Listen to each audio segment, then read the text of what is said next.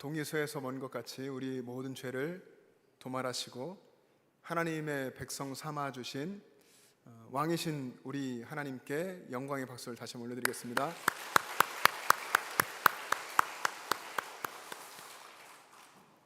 어제 토요일이죠. 어제 오후에 한 성도님이 목양실에 찾아오셨습니다. 갑자기 오셨습니다. 토요일 오후에 찾아오실 만큼 아마도 다급하셨던 것 같습니다. 자리에 앉지도 않으시고 하시는 말씀이, 목사님, 신앙 좋다는 어떤 분이 목사님에 관해 이야기하시는데 제가 기분도 나쁘고 그래서 말씀드리러 왔습니다. 그러시는 거예요. 그래서 제가 그 이야기를 듣고 뭐라고 했을 것 같습니까? 저도 사람인지라 어떤 분이 무슨 이야기를 하셨을까 궁금했겠죠. 궁금했지만 이렇게 이야기했습니다. 성도님, 저를 생각해 주시는 그 마음은 고마운데 제게 말씀하시지 마시고 그냥 가십시오. 그 마음 가지고 기도해 주십시오. 이렇게 이야기했습니다. 그랬더니 아무 말씀 안 하시고 목사님 알겠습니다 하고 인사하고 가시더라고요. 처음 그 말씀을 듣고서 궁금하니까, 그래요? 여기 잠깐 앉아서 자세히 좀 얘기해 주세요. 그러고 싶은 마음도 있었지만 그럴 수 없잖아요. 몇 가지 이제 인간적인 생각이 짧은 시간이, 정말 짧은 시간이었거든요. 들어왔다 나가시는 시간이. 그 시간 속에서 인간적인 이런 마음들, 그런 감정들을 주님께 내려놓게 되고, 또 근본적으로 누가 비방을 한 듯 그것도 거짓이 아니고 정말 하나님 앞에서 연약한 죄인일 뿐인 한 사람인 저인데 얼마나 부족하고 약한지 그 내용 다 받아들일 수밖에 없는 그런 존재이고, 또 이것을 통해서, 이 일을 통해서 사탄이 참 여러 사람을 시험하겠구나 하는 생각이 들었습니다. 그런 마음을 가지고서 오신 분, 또 누군지 모르지만 그런 이야기를 하신 분, 또 그리고 이런 이야기를 또 듣게 될 사람들이 다 휘둘리겠다, 그런 생각을 했습니다. 그래서 제게 안 좋은 이야기를 하신 분이 어떤 분이신지 저는 지금도 모릅니다. 우리 인간들 사이에 우리 서로 다 교제하면서 서로 얼굴 보면서 살아가고 있는데, 우리 인간 사이에서 신앙이 좋아 보일지는 모릅니다. 그렇지만 그것이 실제로 신앙이 좋다라고 이야기할 수는 없습니다.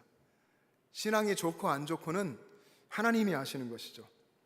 그래서 우리가 신앙생활 할 때에 남을 보지 말고, 자꾸 남을 보고 싶고 보게 되지만 정말 우리 중심은 남을 보지 말고 하나님의 관점으로 자기 자신을 들여다봐야 합니다. 그것이 정말 우리에게 필요한 지혜입니다. 하나님 앞에서 저나 여러분들이나 모든 사람이 다 정말 죽을 수밖에 없는, 또 죄로 이미 죽은 그런 죄인들이지 않습니까? 우리는 살아있는 한 죄를 만들 수밖에 없는 그런 존재입니다. 입만 열면 죄뿐입니다. 우리는 죽을 때까지 죄를 만들어내는 사람입니다. 칼빈이 이야기한 것처럼 우상을 만들고 죄를 만드는 공장 같은데, 우리가 죽어야, 무덤에 묻혀야, 우리가 입술을 움직일 수 없는 그런 상황이 돼야 죄를 만드는 이 공장이 중단되는 겁니다. 그렇게 우리는 악하고 또 연약한 그런 존재들입니다. 누구도 자기 자신이 아닌 다른 사람에 대해서 정확히 알 수 없습니다. 그분의 마음의 동기가 어떤 것인지, 또 숨겨진 배경이 어떤 것인지 알 수가 없습니다. 그래서 누구도 다른 사람을 비판해서는 안 되는 것이죠. 예수님도 산상수훈에서 그렇게 말씀하셨습니다. 비판하지 말라. 너희가 비판하는 그 비판으로 너희가 비판을 받을 것이라. 여러분, 우리는 사람이라서 어떤 사람들과 만나고 교제하고 또 어떤 사건을 겪으면 그것에 대해서 어떤 생각을 하게 되죠. 때로는 부정적인 생각도 하게 되고 그렇습니다. 보고 듣고 하는 것으로 판단하고 생각하는 것, 우리 인간의 그런 사고 메커니즘이 그렇습니다. 때로 어떤 때 어떤 일들이 또 마음에 들지 않을 수도 있고, 여기까지는 당연히 인간이기 때문에 그렇습니다. 그렇게 보고 들은 걸로 판단하게 되는 연약한 존재가 우리들입니다. 근데 문제는 그 다음, 그런 판단과 생각을 입 밖으로 내는 겁니다. 그때는 그것이 비판이 되고 불평이 되고 죄가 되고 사탄의 무기가 되고 사탄의 조롱거리가 되는 것입니다. 여러분, 여러분의 입술의 말을 아끼십시오. 여러분의 이웃을 보고 또 함께 신앙생활하고 있는 여기 성도님들을 보시고 또 어떤 사건을 경험하게 될 때에 그때 하나님의 지혜를 구하십시오. 그래서 복음 안에서 믿음으로 해석하고 사랑으로 표현하십시오. 복음 안에서 믿음으로 해석하고 사랑으로 표현하십시오. 여러분, 제가 생각엔 조금 그래도 멋진 말 같은데 성경에는 없지만 주초에 이제 새벽에 기도하며 그런 부분 비슷하게 고민들도 하면서 기도할 때 이렇게 생각을 하게 하시더라고요. 그래서 얼른 기도하고 와서 이제 적어놓고 생각을 하는데, 우리 안에 일어나는 사건들과 관계 속에서 우리가 복음 안에서 믿음으로 해석해내고 그리고 사랑으로 표현하는 것 정말 중요한 믿음의 내용입니다. 해석이 중요합니다. 복음 안에서 해석하는 것, 그리고 하나님이신 믿음으로 해석하는 것, 사랑과의 관계 안에서 사건 속에서 거기서 역사하고 계시는 하나님을 바라보는 것이 중요합니다. 내 삶에 역사하고 계시는 하나님을 바라보려고 우리가 애쓸 때에 그때의 믿음으로 해석하는 것도 가능해집니다. 그리고 무엇보다 중요한 것은 그 믿음의 해석을 사랑으로 표현해 내는 것입니다. 사랑으로 말하고, 사랑으로 용서하고, 사랑으로 교제하고, 사랑으로 나누고, 사랑으로 베푸십시오. 그때 하나님이 일하실 것입니다. 여러분, 오늘은 광복 감사 주일입니다. 오래전 1910년 8월 29일에 한일 합병 조약이 체결되면서 우리나라는 국권을 잃고 그리고 식민 통치를 당하게 됐고 35년 동안이나 일제의 강점기 속에 있었습니다. 1945년 8월 15일 일본의 무조건적인 항복으로 우리는 광복을 맞았습니다. 식민 통치 35년 그리고 광복, 이 의미를 해석하는 것이 중요합니다. 올해 2023년은 광복 78주년입니다. 내일 모레가 광복절인데요. 8월 15일 광복절은 또 우리 기독교에서 예배를 드리는 이 광복 감사 주일은 우리 민족이 일본의 식민 통치에서 해방된 것을 기념하는 뜻깊은 날입니다. 우리 민족의 해방, 이 나라가 얻은 광복, 전적인 하나님의 은혜로 된 것입니다. 35년 동안이나 국권을 잃고 절망과 고통 속에 살던 우리 민족에게 해방을 주신 하나님의 은혜를 기억하고, 그리고 하나님이 우리 민족을 해방시켜 주신 이유 그리고 사명을 우리는 생각해야 합니다. 여러분, 먼저는 우리 민족을 일제로부터 해방시켜 주신 하나님의 은혜를 찬양해야 합니다. 하나님을 찬양하는 것입니다. 그리고 일제 억압에 굴하지 않고 민족 독립을 위해서 헌신한 독립운동가를 세워주신 하나님께 감사합시다. 여러분, 1945년도 있지만 1919년 3.1운동이 있었잖아요. 3.1운동 그때 그 이전도 물론 그렇지만 이 땅에 복음이 전하여져 오고 3.1운동 때 기미 독립선언문에 서명하신 33명 중에 절반 16명이 우리 기독교인이었습니다. 그만큼 하나님께서는 이 땅의 기독교를 통해, 이 땅의 그리스도인들을 통해서 이 나라를 이끌어 오셨다고 하는 것입니다. 우리 영천제일교회 역사가 오래됐잖아요. 100년이 훨씬 넘었는데 이 당시에 우리 교회 영천제일교회의 성도님 중에 김정희 성도님이 계셨습니다. 3.1운동 당시에 이 여성도님께서 자신의 집게 손가락을 칼로 베어서 피를 나게 하고 혈서를 하얀 명주천에 썼습니다. 대한독립만세 써가지고 그 깃발을 들고 과전동 길을 오가면서 1인 시위를 한 겁니다. 대한독립만세, 대한독립만세. 여러분, 이렇게 믿음으로 살고 그리고 나라를 위해서 헌신한 이런 사람들을 하나님께서 세워주신 것, 우리는 그 하나님께 감사해야 합니다. 역사를 잊은 민족에게는 미래가 없다 하는 유명한 이야기가 있죠. 우리의 아픈 역사, 그 고통스러웠던 역사를 우리는 기억하되 일본의 잘못과 죄를 용서하고 그리고 복음 안에서 앞으로의 미래를 향해서 화해의 길로 나아가야 합니다. 또 더불어 하나님께서 오늘 이 시대에 우리에게 주신 이 남북한의 분단이라는 이 현실을 딛고 남북의 복음 안에서의 평화 통일을 위해서, 그리고 일본을 포함해서 이 동북아의 평화, 세계의 평화와 복음화, 세계 선교를 위해서 우리는 기도해야 합니다. 여러분, 하나님을 찬양하고 하나님께 감사하고 그리고 용서하고 화해와 선교의 길을 내다보고 그 길을 걸으며 하나님께 기도하는 여러분 될 수 있기를 바랍니다.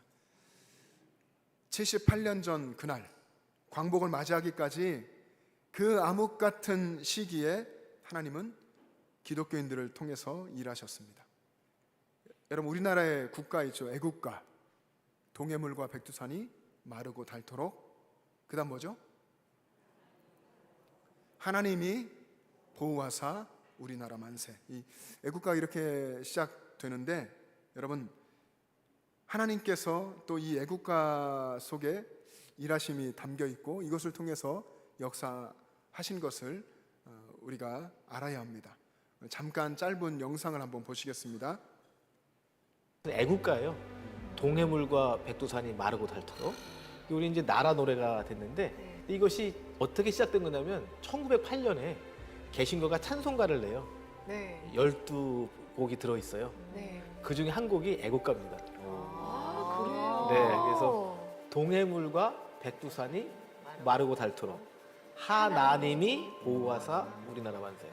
근데 원래 그 가사에는요 하느님이 아니라 하나님으로 돼 있어요. 나중에 이제 전 국민이 불러야 되니까 하늘림에서 하느님이 된 건데 저는 여전히 지금도 하나님이 보호하사 우리나라 만세 찬송가로 독립운동을 했습니다. 오, 새롭게 알았어요.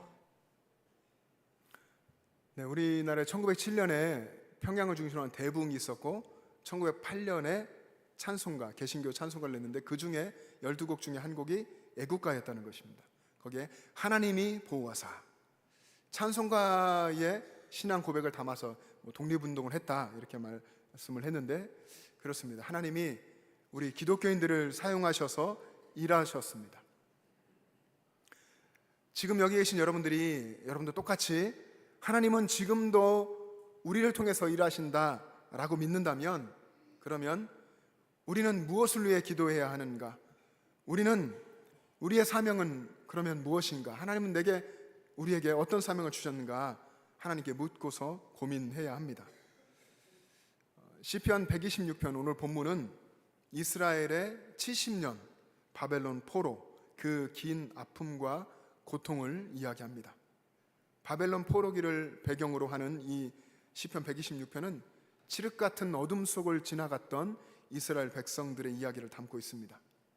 그들에게 임한 하나님의 은혜, 그리고 마침내 포로에서 돌아오는 기쁨, 그리고 하나님께 드리는 결단까지 간결하게 시로 표현했습니다.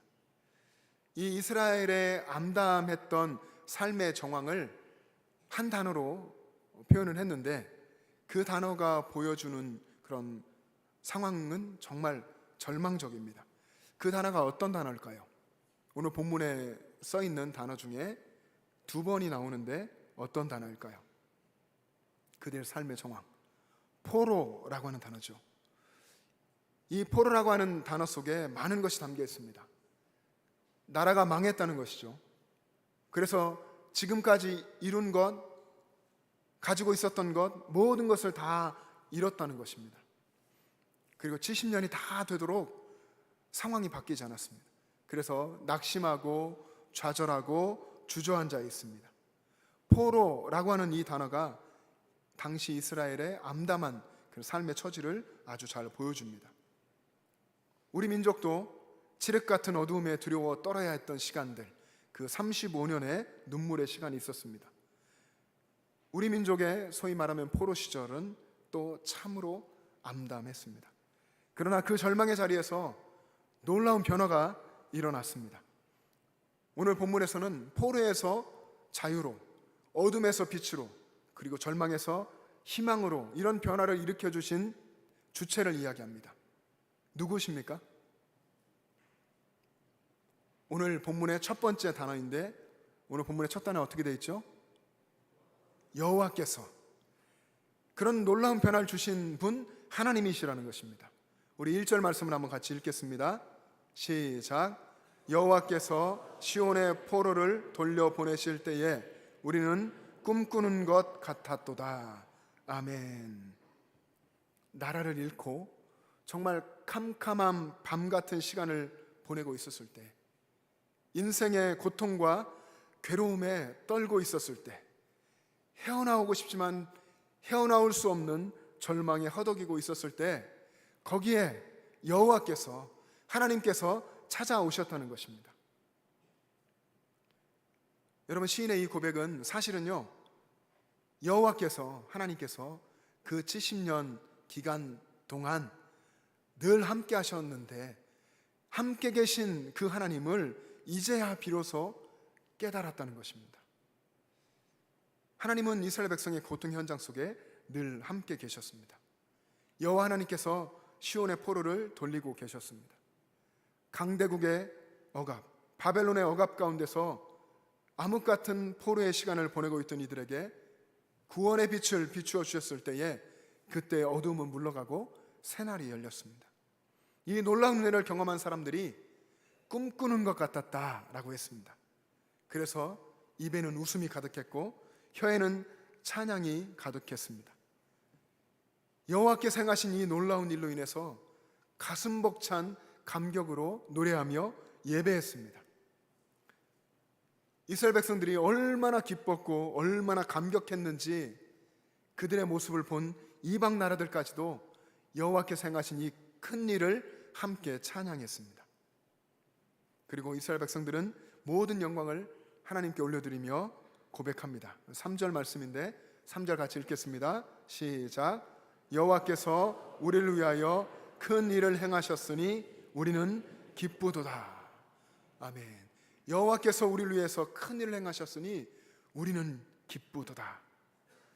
그리고는 여호와 하나님께 결단을 올려드립니다. 5절과 6절 말씀입니다. 또 한번 같이 읽습니다. 시작. 눈물을 흘리며 씨를 뿌리는 자는 기쁨으로 거두리로다. 울며 씨를 뿌리러 나가는 자는 반드시 기쁨으로 그 곡식단을 가지고 돌아오리로다. 아멘. 여러분, 이 부분이 결단을 담은 선언입니다. 구원받은 하나님 백성의 결단이고 사명의 선언인 거죠. 마치 이런 선언입니다. 하나님, 여호와 하나님, 우리를 구원하신 하나님, 바벨론 포로에서 돌아오게 하신 하나님, 우리 이제 씨 뿌리러 나가겠습니다. 여러분, 우리는 성경적인 의미에서 하나님 나라의 씨를 뿌리는 사람들입니다. 이 땅에 무너진 성읍들을 세우고 황폐해진 땅을 새롭게 경작하고, 그렇게 하나님 나라의 씨, 복음의 씨를 뿌리도록 부름받은, 그런 사명을 받은 사람들입니다. 그것도 여러분 본문을 보시면 눈물을 흘리며 씨를 뿌리고 울면서 씨를 뿌리는 사람입니다. 이스라엘은 여러분 파종을 할 때에 파종하는 사람이 허리춤에 씨 주머니를 차고 밖에 나가서 씨를 뿌렸습니다. 우리나라의 농법은 뿌리는 것보다 이렇게 땅에 심지 않습니까? 씨앗도 땅속에 이렇게 하나하나 하는데, 이스라엘은 씨를 뿌렸습니다. 씨를 뿌리면 바람 때문에 씨앗이 날리면서 어떤 씨는 길가에 뿌려지고, 어떤 씨는 돌밭에 뿌려지고, 어떤 씨는 가시 덤불에 떨어집니다. 여러분, 이렇듯이 어두운 세상에 하나님 나라의 씨를 뿌리고 복음의 씨를 뿌리는 것은 결코 쉽지 않습니다. 그래서 울면서 씨를 뿌려야 하고, 그리고 눈물을 흘리면서 씨를 뿌릴 수밖에 없는 것입니다. 여러분의 가정에 울면서라도 이 믿음의 씨, 복음의 씨, 말씀의 씨를 뿌리고, 여러분의 일터에, 여러분이 살아가는 모든 삶의 현장에, 그리고 이 교회 공동체에도 그 복음의 씨를 뿌릴 수 있기를 바랍니다. 그러면 오늘 결단이요, 하나님 약속인 이 말씀처럼 하나님의 때에 반드시 하나님께서 기쁨으로 곡식단을 거두고 돌아오게 하실 것입니다. 이 믿음과 소망이 여러분 가운데 있기를 축복합니다. 여러분, 오늘 말씀을 또 읽어보면 이스라엘 백성들은 여호와께 한 가지 기도를 올렸습니다. 4절 말씀입니다. 4절 같이 읽겠습니다. 4절 시작. 여호와여, 우리의 포로를 남방 시내들 같이 돌려 보내소서. 아멘. 여호와여, 우리의 포로를 남방 시내들 같이 돌려 보내소서. 남방 시내. 여러분, 하나님의 은혜가, 하나님의 생수 역사가 시내가 되어서 흘러서 남방을 흘러가는 그런 소망을 담아서 기도한 것입니다. 남방, 여러분, 이스라엘의 남방은 사막지대입니다. 네겝 사막이라고 하는 사막, 광야입니다. 그래서 남방은 시내가 아니고 본래 광야, 아주 메마른 땅입니다. 근데 우기가 되면 이 땅에 하나님이 비를 내려주시면 일순간에 사막에는 없던 시내가 흐르게 됩니다. 하나님 내리신 비가 고를 따라서 흐르고 모여서 흘러가는데 아주 격렬한 그런 와디라고 하는 하천을 이루게 됩니다. 그 전까지 흙먼지를 날리는 광야 사막이었는데 한순간에 이제 하천이 흐르는 그런 하나님의 역사의 현장이 되는 것이죠. 여러분, 이런 역사를 사람이 할 수 있습니까? 사람이 할 수 없습니다. 하나님께서 비를 내려주시면 그런 역사가 일어나는 것입니다. 이스라엘 백성들이 하나님을 바라보면서 포로의 고통 속에서도 이 역사를 확신하며 그렇게 기도하는 것입니다. 하나님께서 은혜를 내려주시면 우리는 회복될 수 있다. 하나님께서 도와주시면 우리의 상황은 바뀔 수 있다. 하나님이 비를 내려주시면 남방에도, 저 광야 같은 사막 같은 땅에도 시내가 흐른다. 그들은 하나님을 그렇게 신뢰하면서 소망하며 기도한 것입니다. 여러분, 우리 민족이 겪은 일제 강점기 35년은 이스라엘 민족이 겪은 바벨론 포로 70년과 같은 그런 시간이었습니다. 일제는 무력으로 우리의 국권을 빼앗고 강산을 빼앗았습니다. 우리의 말과 글을 쓸 수 없게 했고, 우리 고유의 이름, 우리 성과 이름도 일본식으로 다 바꾸도록 창씨 개명을 요구했습니다. 젊은이들은 전쟁터에 총알바지로 잡혀갔고, 그리고 위안부로 끌려갔습니다. 우리 민족은 모든 자유를 빼앗겼습니다. 바벨론에서 포로 생활을 하던 이스라엘 민족도, 일제 식민 통치 아래에 있던 우리 민족도 길고 긴 고통의 터널을 통과했습니다. 그리고 마침내 하나님께서 자유와 해방을 주신 것입니다. 이 모든 것이 하나님의 은혜였습니다. 78년 전 8.15 해방, 광복, 하나님의 은혜로 된 것입니다. 우리도 시편 126편의 시인처럼 그렇게 노래할 수 있기를 원합니다. 여호와께서 일제의 강압으로부터 풀어주시던 날, 우리는 꿈꾸는 것 같았도다. 그때의 우리의 입에는 웃음이 가득했고 우리의 혀에는 찬양이 찼었도다. 여호와께서 우리를 위하여 큰 일을 행하셨으니 우리는 기쁘도다. 여러분, 이 광복의 은혜를 78년의 세월이 흘렀지만 지금 우리의 가슴 속에 간직하면서 한 가지를 더 생각하기를 원합니다. 동북아의 이 작은 나라, 이 민족을 구원하신 하나님께서 이 나라, 이 민족에게 부탁하신 사명이 있다는 것입니다. 우리 민족을 통해서 일본뿐 아니라 동북아뿐 아니라 넘어서 이 세계의 복음을 전하며 선교하게 하셨다고 하는 그 사명을 기억할 수 있기를 바랍니다. 그 사명은 오늘 저와 여러분에게 주신 사명입니다. 우리 가정과 우리의 일터, 우리 이 영천에서 먼저 복음을 전하며 이 복음이 확산되어 갈 수 있기를 소망합니다. 여러분, 지금 우리가 살고 있는 이 세계는 이례적으로 어려운 시기를 보내고 있습니다. 코로나라고 하는 정말 어려운 이 전염병을 우리가 겪어왔고, 또 끝나지 않는 전쟁 속에 이 세계가 있습니다. 수많은 분쟁들이 있습니다. 경제적으로 전 세계가 어려움을 겪고 있고, 기후의 위기를 또 겪고 있습니다.